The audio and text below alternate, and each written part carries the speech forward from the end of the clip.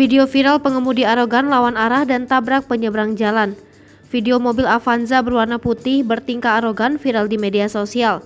Video ini pun sudah disaksikan lebih dari 300.000 kali di TikTok yang diunggah oleh akun @rian32.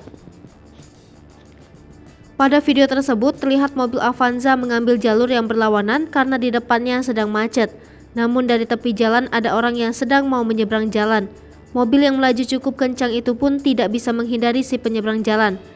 Tabrakan pun terjadi dan mobil tadi diminta untuk menepi. Sony Susmana, Training Director Safety Defensive Consultant Indonesia mengatakan, pengemudi tadi bisa dikategorikan orang yang arogan. Perilaku tersebut biasanya muncul karena kebiasaan. Menurut Sony, ketika mau mengemudi bukan hanya rute yang harus direncanakan, tetapi juga mental. Maksudnya pengemudi harus siap dengan berbagai masalah yang ada di jalan, contohnya menghadapi macet. Mobil tadi juga sudah pasti melanggar aturan karena melawan arus. Harus diingat kalau melanggar aturan sudah pasti berbahaya, karena semua yang ada di jalan sudah diatur atau ditata dengan undang-undang.